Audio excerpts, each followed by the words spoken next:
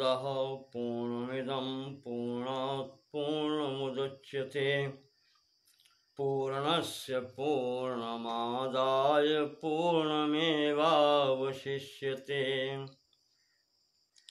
यं ब्रह्मा वरुणेन्द्ररुद्रमरुतः स्तुन्वन्तु दिव्यैस्तवैः वेदैः साङ्गपदक्रमोपनिषदैर्गायन्ति यं सामगाः। ध्यानावस्थिततद्गतेन मनसा पश्यन्ति यं योगिनो यस्यान्तं न विदुः सुरासुरगणा देवाय तस्मै नमः।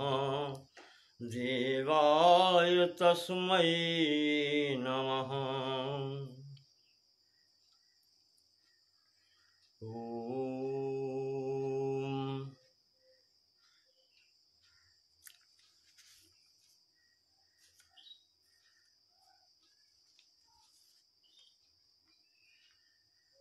वेदांत संबंधी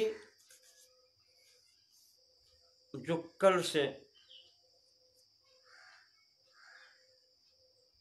या परसों से विचार चल रहा है, उसी के क्रम में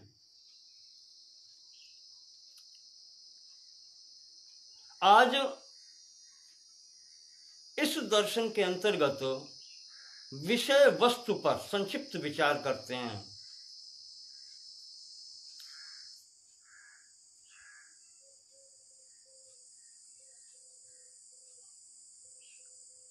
संभवतः हरित स्मृति में आया है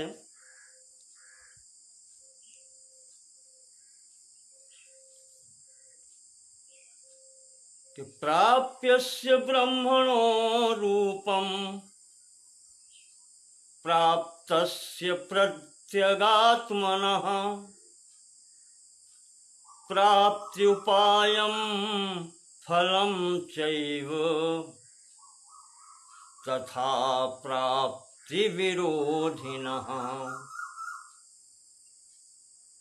वदन्ति सकला वेदा सेतिहास पुराण का मुनयश्च महात्मानो वेद वेदांग वेदिनः।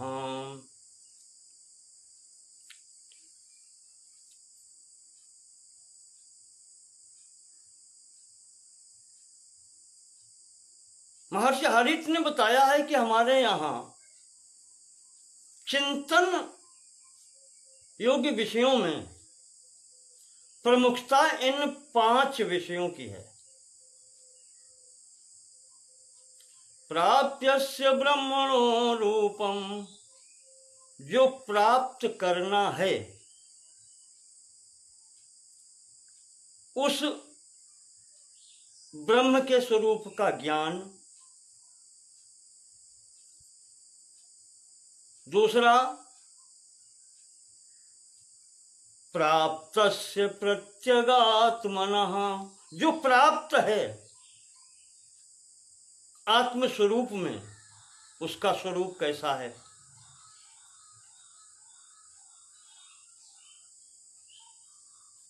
तीसरा प्रश्न है प्राप्ति उपायम, उस पर ब्रह्म की प्राप्ति का उपाय। चौथा प्रश्न है फलम, उसका फल प्राप्त होने के बाद में फल क्या होता है। और अंतिम प्रश्न 5वां है तथा प्राप्ति विरोधिना, इस प्राप्त करने के मार्ग में या साधन मार्ग में बाधाएं कौन कौन सी हैं। यही सभी ऋषियों, महर्षियों ने, मुनियों ने, महात्माओं ने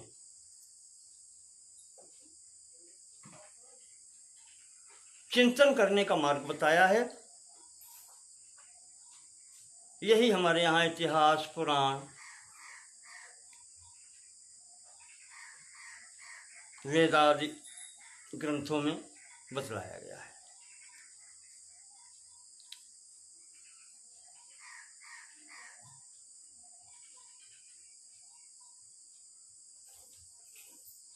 लौकिक स्थिति में भी देखें तो संसार में दो ही प्रकार के पदार्थ दिखाई पड़ते हैं।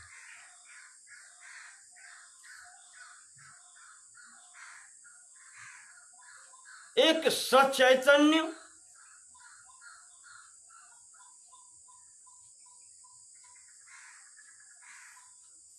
या चैतन्य ही कह लें उसको, और दूसरा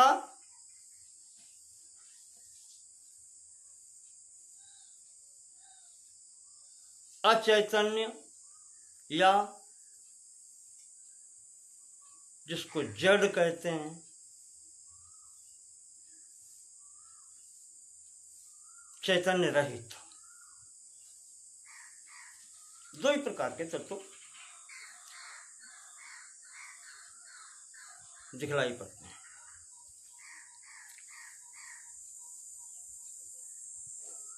तो प्रथम प्रश्न जो हर स्थान से प्रारंभ होता है,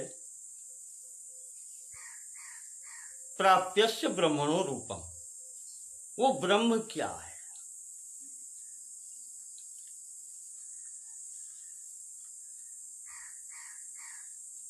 इस वेदांत दर्शन में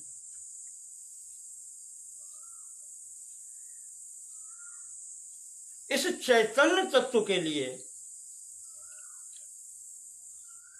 मुख्यतः 4 शब्द प्रयोग हुए हैं। ब्रह्म अथवा परब्रह्म पहला, दूसरा ईश्वर, तीसरा जीव, चौथा आत्मा।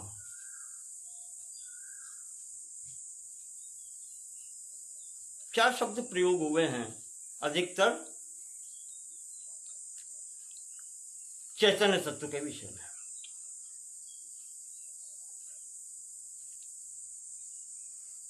और जो दूसरा तत्व है, जड़ कह लें उसको यहां पर नाम दिया गया है माया, अविद्या, अज्ञान,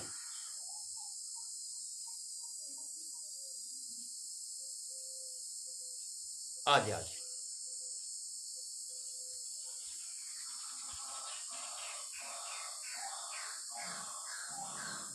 तो यहां पर हम सर्वप्रथम प्रयुक्त शब्द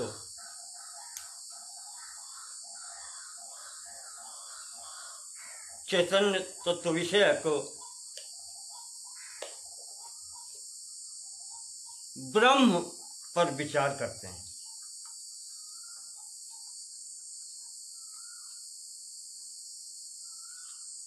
ये शब्द कहने में जितना सरल है उतना है नहीं, इसको समझना उतना ही जटिल है।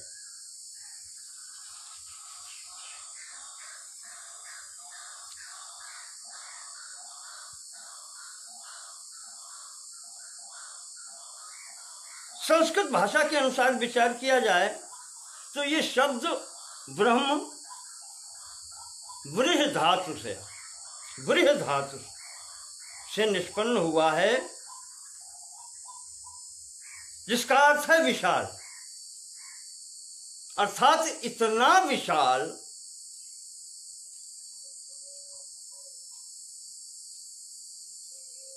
जो संपूर्ण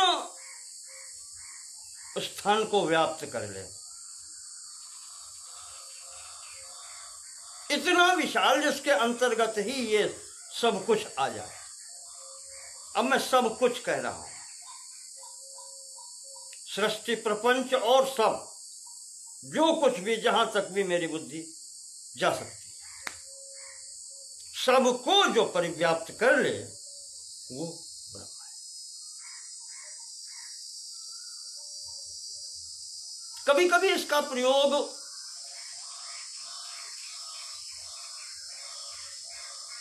वेदों के अर्थ में भी किया गया है।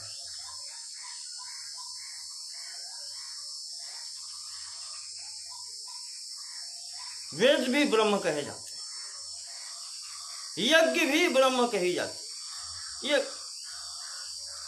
आए हैं ऐसे शास्त्रों में।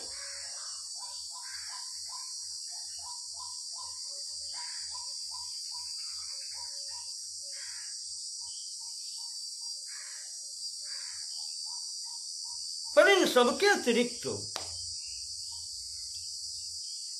जो इस शब्द का, ब्रह्म शब्द का तात्पर्य है, वो है कि एकमात्र नित्य चैतन्य सत्ता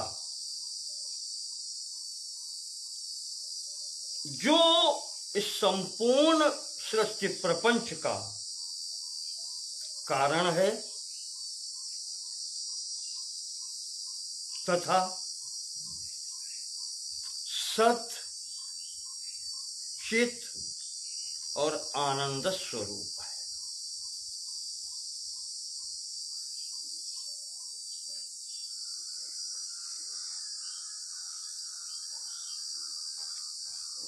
सत्य वो तत्व जिसको काल बाधित नहीं करता, काल से परे। चित्त चैतन्य तत्व, सर्वज्ञ, ज्ञान युक्त, जो भी कहें, और आनंद स्वरूप, आनंद जिसमें कहीं भी किसी भी स्थिति में दुख का कहीं लेश मात्र भी ना हो।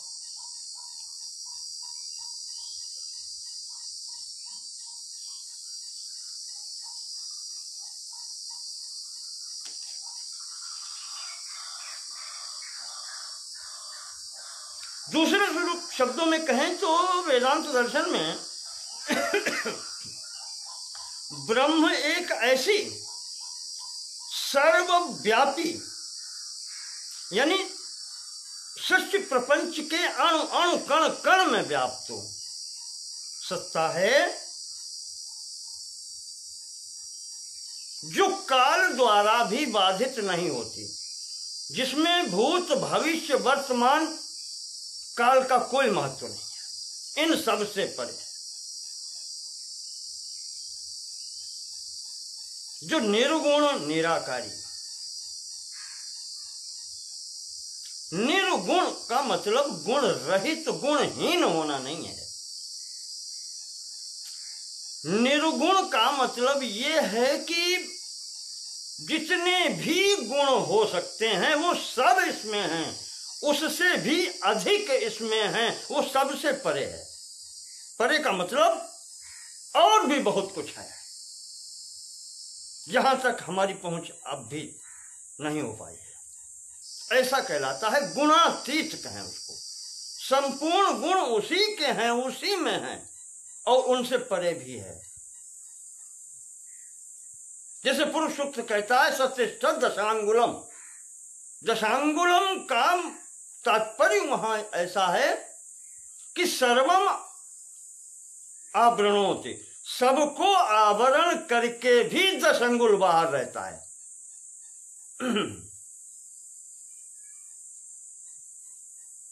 हाँ, पुरुषों ने ये तात्पर्य बतलाए हैं।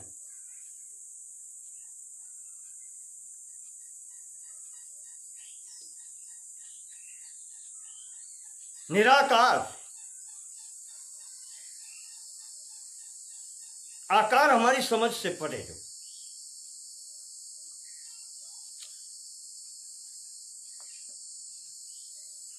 अविनाशी, जब काल बाधित है, सदैव रहने वाला है, तो विनाश का तो कोई प्रश्न ही नहीं है। चैतन्य स्वरूप है, चेतन है, आनंद स्वरूप है, ज्ञान स्वरूप है, सर्वज्ञ है, सर्वशक्तिमान, संपूर्ण मिलाकर के कह लें सर्वशक्तिमान है।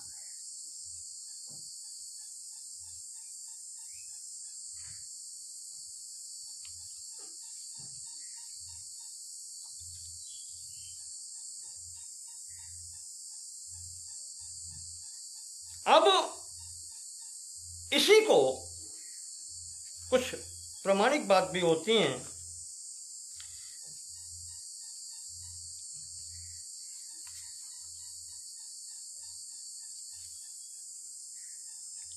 श्वेताश्वतर उपनिषद में इसके रूप की जो परिकल्पना है उसमें कहा गया है, निष्कलम निष्क्रियम शांतम निर्वज्यम निरंजनम अमृतस्य परम सेतुर दग्धेन धनम इवा नलम।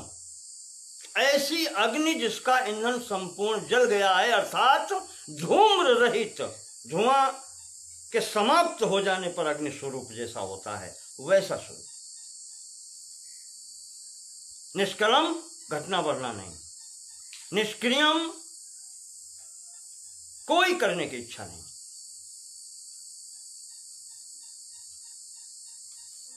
शांतम, निर्वज्यम, कोई कल्मश नहीं, निरंजनम, कोई दाग धब्बा नहीं, अमृतस्य परम सेतुर, अमृतत्व तक ले जाने वाला परम सेतु, अमृतत्व प्रदान करने वाला, दग्ध ईंधनम इव अनलम, जिस अग्नि का इन अग्नि में ईंधन जल गया हो शेष अग्नि के समान, धूम्र रहित अग्नि के समान, वो तत्व यहां बतलाया गया है।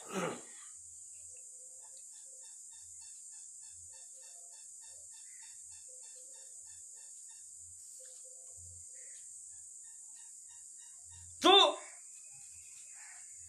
इस स्थिति में उसके बारे में भी कहा गया है कि एक रूपेण हैवस्थितो यो अर्था सब परमार्थ, जो एक ही रूप में सदैव रहता है वही परमार्थ है।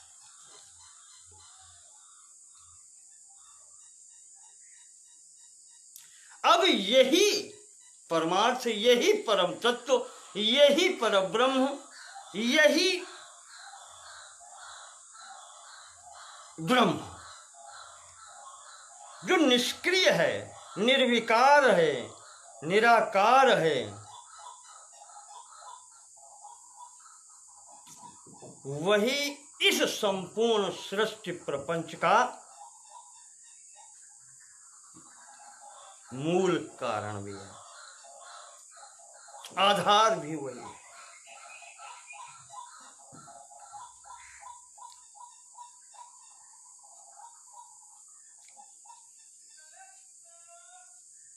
अब यहां पर आता है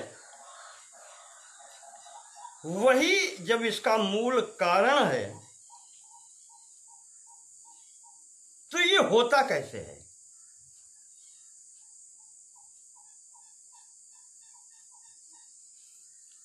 एक बात यहां पर बहुत ध्यान से समझने की है, इसी के कारण उलझाव होते हैं।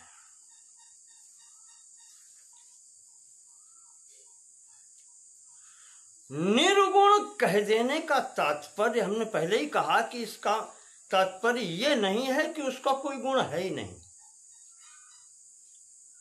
अरे उसमें तो इतने गुण हैं जितनी हम कल्पना नहीं कर सकते, इस कारण से उसको कह देते हैं गुणातीत, जो हम जानते भी नहीं हैं वो भी गुण उसके हैं जिनकी हम कल्पना भी नहीं कर सकते। संपूर्ण गुण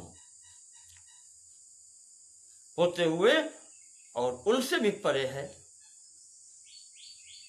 परे कहने का तात्पर्य यह है कि उनसे फिर भी इतना कुछ बच रहता है जो नहीं जान पाते हम। सर्वज्ञ, सर्वशक्तिमान, इसको कहते हैं ओमनीशेंट एंड ओमनीप्रेजेंट, ओमनीपोटेंट, शब्द बहुत हल्के हैं उसको बताने के लिए, पर भाषा की भी एक सीमा है। इसीलिए तो हमारे यहाँ शास्त्र कह देता है कि यतो वाचो निवर्तन्ते अप्राप्य मनसा सह। जहां से वाणी भी कार्य नहीं करती है, मन सहित तो वाणी भी जिसको प्राप्त नहीं कर पाती वापस आ जाती है।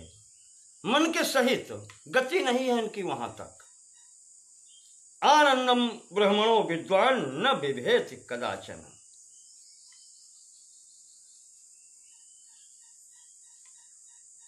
ऐसी वो है स्थिति।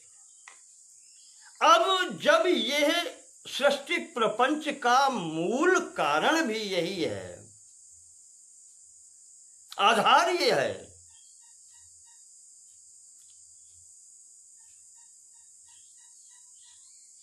तो कोई ऐसा गुण तो होना चाहिए इसके अंतर्गत। सर्वशक्तिमान है तो कोई ऐसी शक्ति भी होनी चाहिए।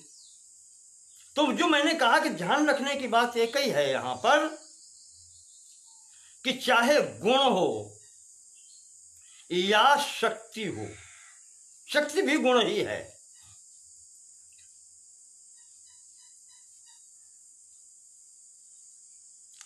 यह स्वतंत्र नहीं होते।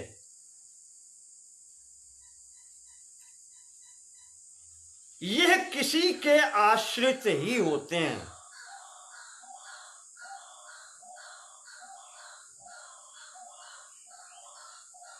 शक्तिमान के आश्रित ही शक्ति होती है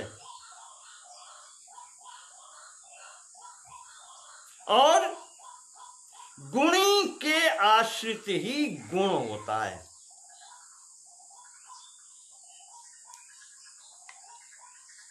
आप देख लीजिए, प्रकृति में ही उदाहरण मिल जाएंगे।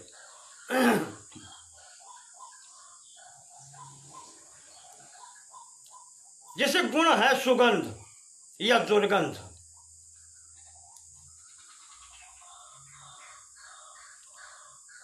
तो बिना किसी पदार्थ के आपको नहीं मिल सकता। पुष्प होगा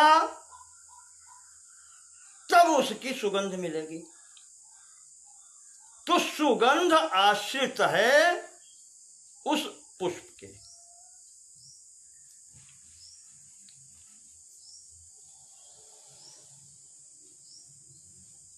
ऐसे ही दुर्गंध भी आश्रित है किसी के। अच्छा, अब कभी कभी ये इसमें प्रश्न उठता है कि हमें दिखाई नहीं पड़ रहा पर सुगंध आ रही है। अब कहेंगे आश्रय कहां है? हां, आश्रय फिर भी है। जहां से सुगंध आ रही है, भले ही वो मुझे दिखलाई न पड़ रहा हो, पर वहां से संचरण होकर के वायु में, आकाश में, वायु में संचरण, तो इसमें जो अणु परमाणु हैं उनके सहारे से वो सुगंध हमारी नासिका तक पहुंच रही है। तो अब किसके आश्रित हुई? जो वातावरण में अणु परमाणु वायु के हों, रज धूल के हों, उनके आधार पर वो उनके आश्रित होकर के यहां तक पहुंच रही है। तो ये जो सुगंध गुण है वो चाहे अणु परमाणु हो, वायु हो और या पुष्प दिखलाई पड़ता हो वहां से, तो गुण सदैव गुणी के आश्रित होता है।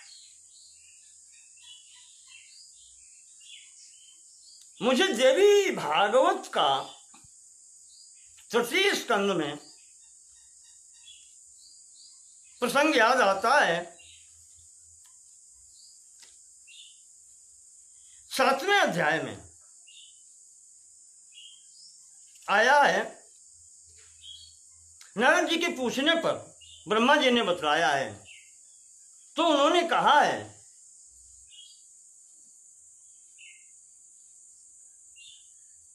एकत्व सिद्ध कर रहे हैं एक तत्व अद्वैत की बात।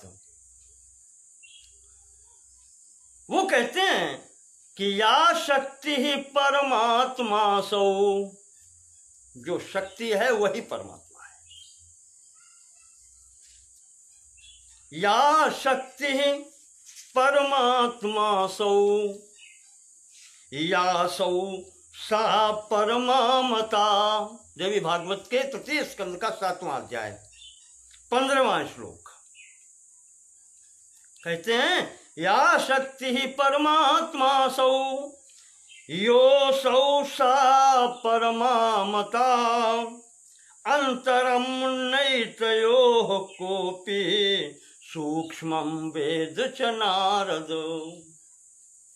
कहा शक्ति और शक्तिमान में कोई अंतर नहीं है।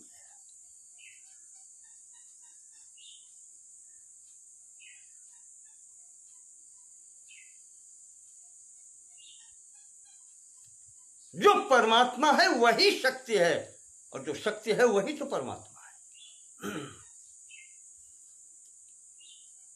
इसीलिए उसको कहते हैं सर्वशक्तिमान।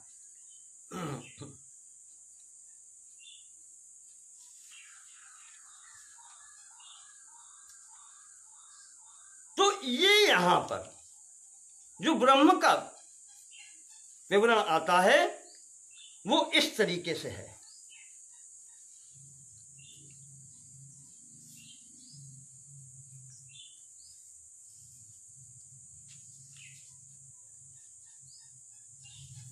यहां पर वेदांत के अंतर्गत बात चल रही है। तो अब इसी की शक्ति जो है जिसको वेदांत में माया कहा गया है, अनिर्वचनीय है।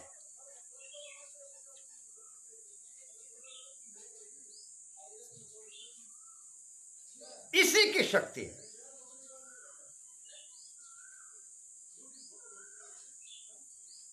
और उसी शक्ति के द्वारा यह ब्रह्म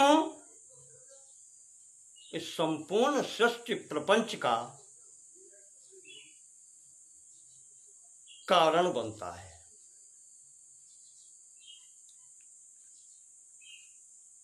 कारण दो प्रकार के कहे गए हैं, एक निमित्त कारण, एक उपादान कारण।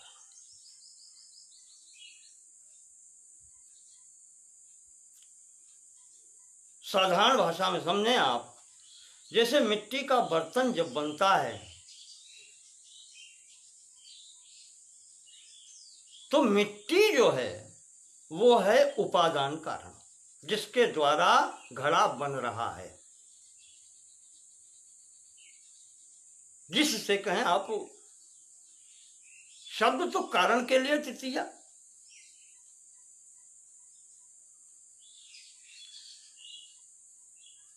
और जो शेष वस्तुएं प्रयोग होती हैं, जैसे कुम्हार बनाने वाला, और वहां तो सचैतन्य अचैतन्य दोनों प्रकार के हैं। चाक है, उसका डंडा है घुमाने वाला, और कुम्हार है। ये निमित्त कारण है। और उपादान कारण है मिट्टी। तो कारण दो। यहां यह ब्रह्म ही अपनी एक विशेष शक्ति जो है, जिसे माया कहते हैं, अनिर्वचनीय शक्ति। अनिर्वचनीय मतलब वो शक्ति भी ऐसी है जिसके विषय में हम कुछ नहीं कह सकते। कहीं कहीं शास्त्रों में भी बताया है, कर्तुम अकर्तुम अन्यथा कर्तुम, ऐसी शक्ति है। करने योग्य भी कर सके, न करने योग्य भी कर। न करने योग्य का मतलब ये नहीं है कोई गलत कार्य ना, जो आप कल्पना न कर सकें कि ऐसा भी हो सकता है, वो भी करके दिखलाने वाली। और अन्यथा कर्तुम, जो इन दोनों श्रेणियों में नहीं आती, वो भी करने वाली परमात्मा की शक्ति है। या शक्ति परमात्मा सौ, ये ध्यान रखें आप संपूर्ण वेदांत दर्शन में। और यही उलझाने वाला है। जब ये याद नहीं रहता और हम ये तर्क लगाते हैं कि ये कैसे कर सकता है, वहां पर कहना चाहिए कि ये हमारे फिर बुद्धि का विलास हो जाता है, फिर उसकी बात ही समाप्त हो जाती है। कर्तुम अकर्तुम अन्यथा कर्तुम की या सर्वशक्तिमान परब्रह्म की। तो सब पूर्ण बात, संपूर्ण मूल तत्व ये याद रखना है कि गुण अथवा शक्ति बिना आश्रय के नहीं होते, और ये सब आश्रित हैं उस परब्रह्म के, और वो सर्वशक्तिमान इसीलिए कहा जाता है। और ये सब उसके ही आज्ञा पालक हैं। सर्वव्यापी है वो, सर्वनियंता है वो।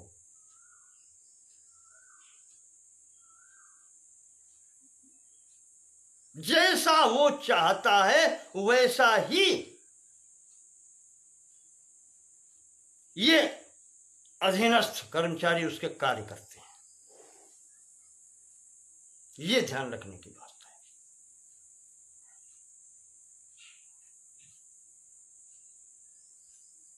अब आगे बढ़ते हैं। जब इस शक्ति की बात करते हैं, अभी तक तो वो निर्गुण निष्क्रिय शांत इस प्रकार से था, पर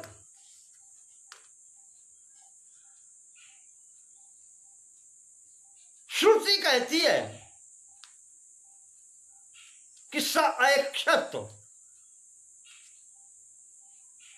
एको हम बहुश्याम। अक्षत ईक्ष,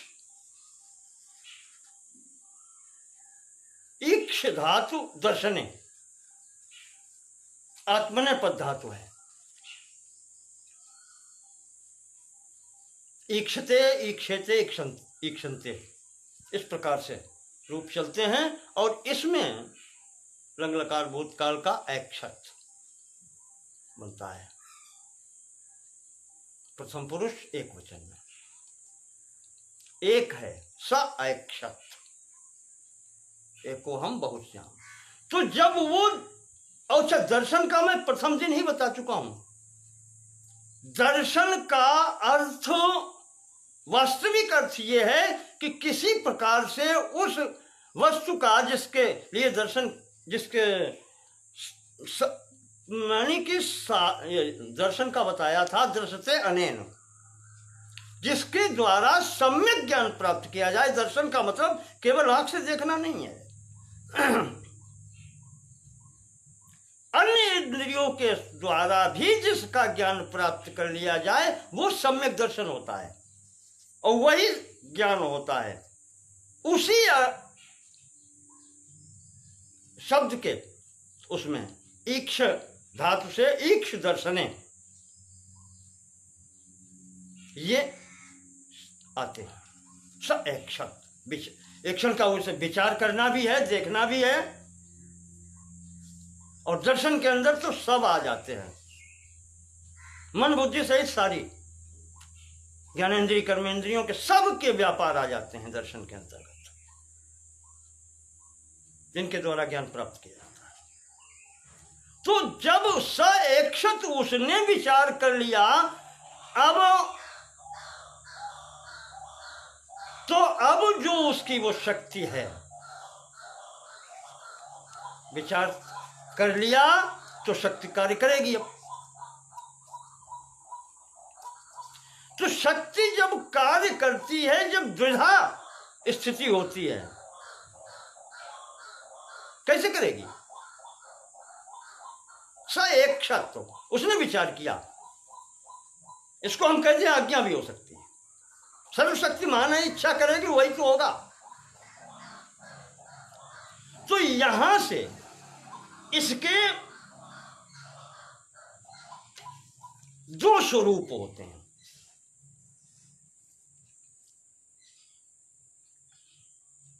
सर्वज्ञ है। अब आप सर्वज्ञ शब्द पर भी ध्यान रखें। अज्ञान भी तो ज्ञान ही है, ज्ञान का ही एक रूप है। अज्ञान अगर कहते कुछ है ही नहीं तो बातें खत्म हो जाती। फिर तो सब ज्ञान ही ज्ञान है। अज्ञान की भी सत्ता है और वही सत्ता माया रूप में प्रतिबिंबित होती है। माया में, शक्ति में वही प्रतिबिंबित होती है। और यहां पर ही जैसे ही वो सएक्षत वो इच्छा करता है, विचार करता है, वैसे ही द्विधा रूपम, दो रूप का हो जाता है। फिर हम वहां से सहायता लेंगे देवी भागवत से, श्रीमद् देवी भागवत से। यहां आया है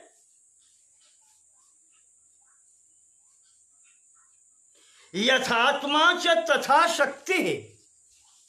प्रति स्कंद के 9वें अध्याय के अंतिम में जो 7वें में 15वें श्लोक में बताई थी, या शक्ति परमात्मा सो, जो शक्ति है वही परमात्मा है।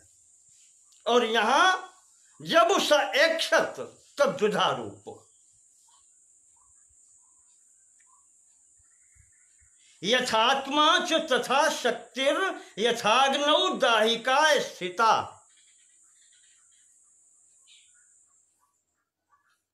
जैसे आत्मा या ब्रह्म है वही वैसी शक्ति है। जैसे अग्नि से दाहिका शक्ति अलग नहीं हो सकती। अग्नि है तो उसकी दाहिका शक्ति है।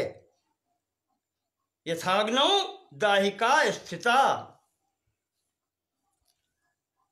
अतएव ही योगेंद्रैः स्त्री पुं भेदो न मन्यते।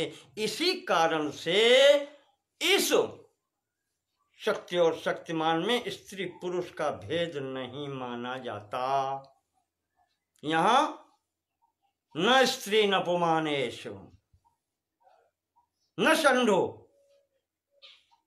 लिंग भेद है ही नहीं। यहां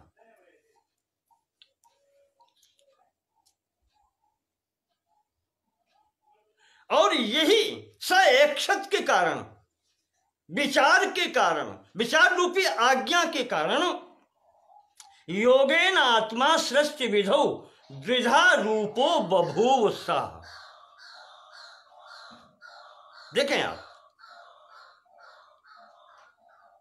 हमारे शास्त्र और पुराण ये सब जो बात समझ में वेद से, सूत्रों से नहीं आती है उसे शास्त्र समझाता है। बुद्धि के अनुसार सीढ़ी चढ़ो।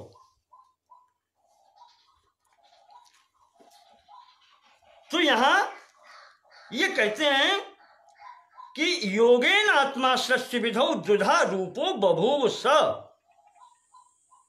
इस सा एकक्षत के कारण जो इच्छा हुई, जो विचार हुआ, तो उसी के दो स्वरूप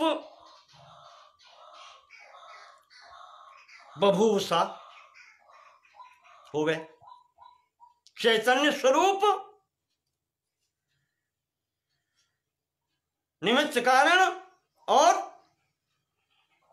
उपादान कारण माया स्वरूप।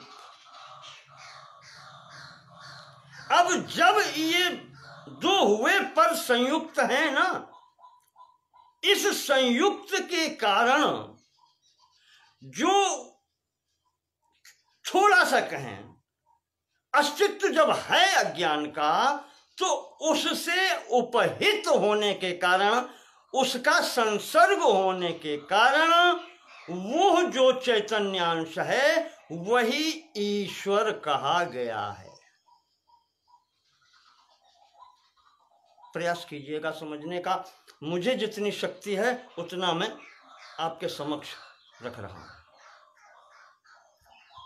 तो एक शब्द होने से उस पर ब्रह्म के द्वारा ये स्थिति बनती है कि एको हम बहुश्याम। तो वो स्थिति में जब ये संकल्प होते ही वो द्विधा रूपो बभूवसा, ये शक्ति है उसकी, पर ब्रह्म ओमनीपोटेंट।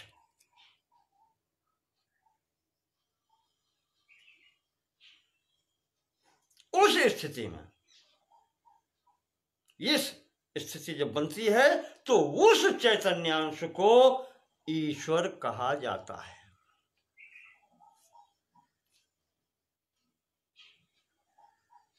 यहां तो जब भागवत में तो उन्होंने लिख दिया है कि जो स्वरूप बनाया है वो कैसा है, जैसा अर्धनारीश्वर भगवान का देखा है, आधे में शिव जी आधे में पार्वती जी।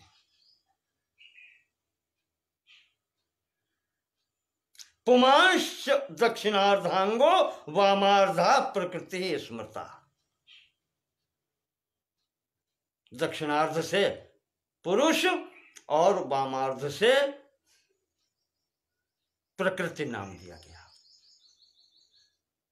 ये श्रीमद् देवी भागवत कह रही। दर्शन शास्त्र में, वेदांत दर्शन में यही है कि ऐसी स्थिति में जब उसकी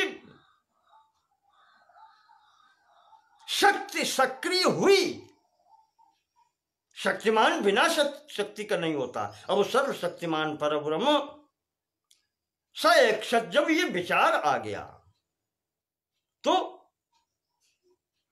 शक्ति सक्रिय जब हुई तो उस शक्ति को ग्रहण करने वाला जो चैतन्यांश था वो ईश्वर कहलाता है।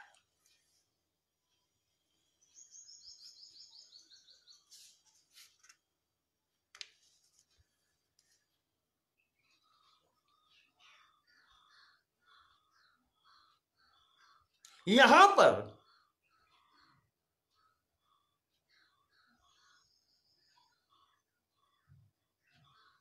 सत्ता भी दो प्रकार के, चैतन्य सत्ता भी दो प्रकार के स्वीकार की गई है।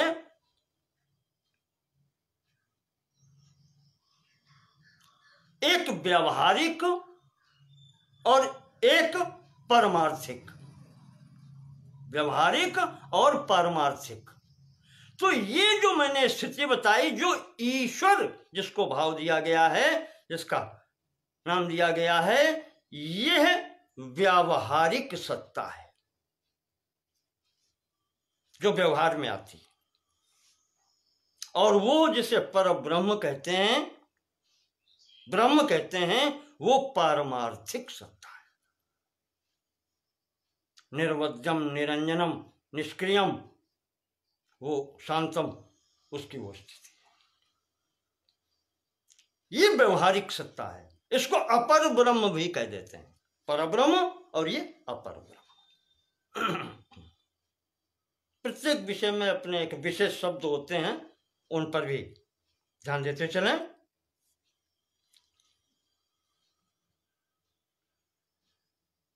अब ईश्वर इस प्रकार से, जब ईश्वर और माया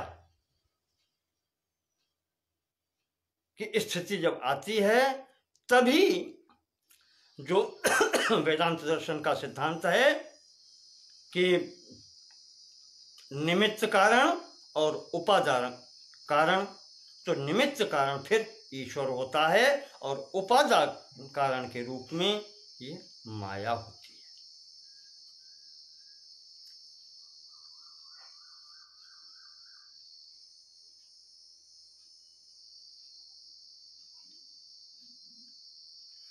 अब माया भी उसी की,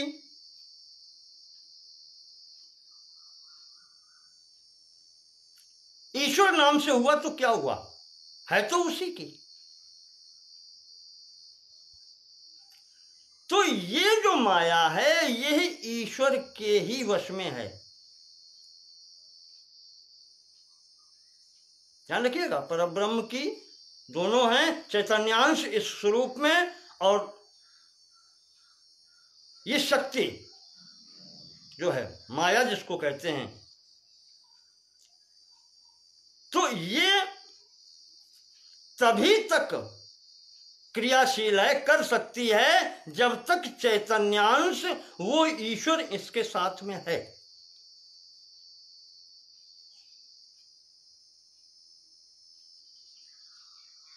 इस कारण से वो क्रियाशील। इसको ऐसे भी कहते हैं कि वो परम ब्रह्म का जो प्रतिबिंब इस माया में है वही ईश्वर है, ऐसे भी कहते हैं। तो वो अब यही प्रतिबिंब का मतलब शीशे का हमने आधार स्वीकार कर लिया, तब मेरा प्रतिबिंब इसमें दिखाई पड़ रहा है दर्पण में। तो स्वीकृत हो जाने की स्थिति में वो स्वयं चैतन्य तत्व जो है वो ईश्वर कहलाता है। पर वो जो माया है वो इस की ही होती है, इसीलिए ये माई भी कहा जाता है। मायाम तो प्रकृतिम विद्य या मायाम तो प्रकृतिम विज्ञान माइनम तो महेश्वरम समाई सृजति त्याहु श्वेता स्वतर शाश्विना। उस माया का स्वामी होने के नाते वो महेश्वर जो ईश्वर जो है वो माई कहलाता है। माई का मतलब जिसकी माया है। गुण किसके होते हैं? गुणी के। तो माया किसकी है? वो कहलाता है माई, मायावान, जिसकी माया है। तो वही अब यहां पर जब सर्जना होती है, सृष्टि होती है, तो वही सृजन करता है।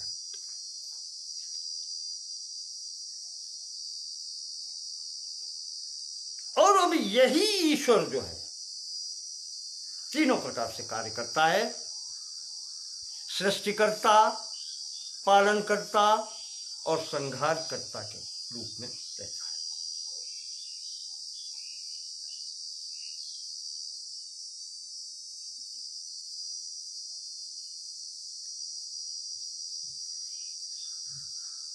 इस प्रकार से यहां पर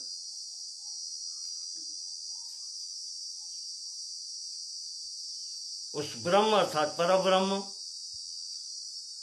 ईश्वर और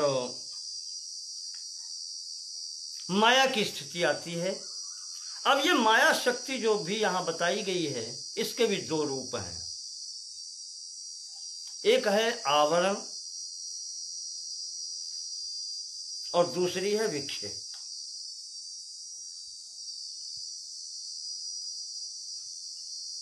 आवरक शक्ति जो है वो जो मूल वस्तु है उसका आवरण कर लेती है।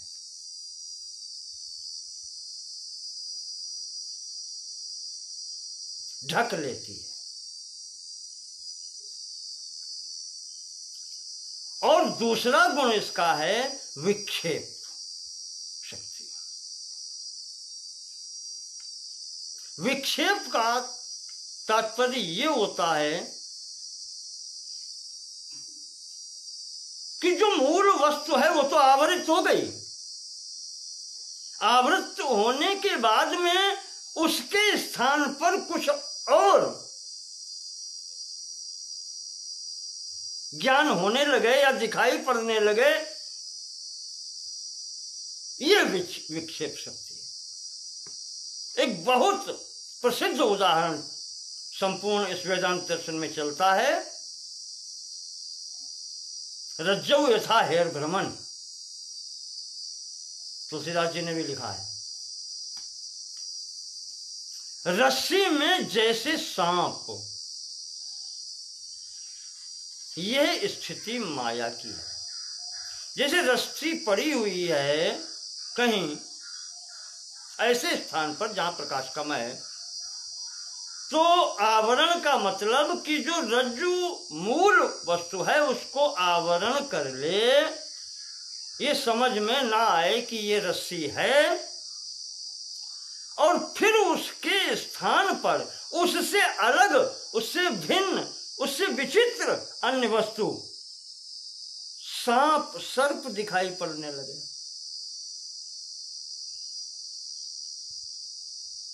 ये विक्षेप किस किस किस चीज का क्या दिखाई देती है।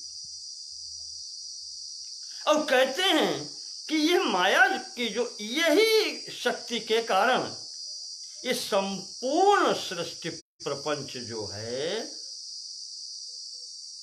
मूलतः तो वह पर ब्रह्म ही है, पर इस माया नामनी अनिर्वचनीय शक्ति के कारण आवरण कर लेने का मतलब ब्रह्म आवरित हो जाता है।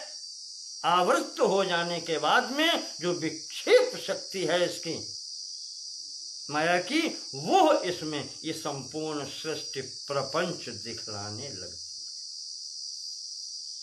यह कार्य है इस माया का, अनिर्वचनीय माया का। अघटन घटना घटी ऐसी, इसके लिए भी यही आता है। ये परमात्मा है, पर ब्रह्म की जो माया है उसके लिए भी, जैसे उसके लिए आता है कर्तुम अकर्तुम अन्यथा कर्तुम, ऐसे ही इसके लिए भी आता है कि अघटन घटना घटी ऐसी। ये माया है, ये शक्ति है उस शक्तिमान की।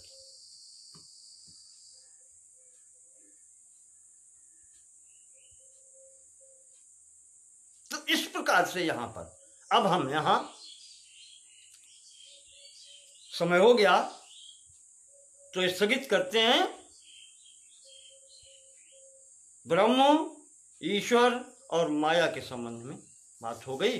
शेष बात फिर अगले अंक में आगे चलेंगे। जीव आत्मा आदि जो विषय आएंगे उनका अगले अंक में देखते हैं। आप सबका सहयोग के लिए बहुत बहुत धन्यवाद। कोई विशेष बात अगर छूट जाती है तो कमेंट में बता सकते हैं। अभी समय है, आज अगर कुछ छूट गया है तो कल उसको पूर्ति करने की करेंगे। वैसे विचार मैंने ये किया है संक्षिप्त में ये लेकर के, ये जो 4-6 शब्द हैं इनका करके, और बाद में फिर पुस्तक उठाएंगे वेदांत सार की, वो क्रमबद्ध फिर पढ़ेंगे। यही निवेदन करना था। बहुत बहुत धन्यवाद।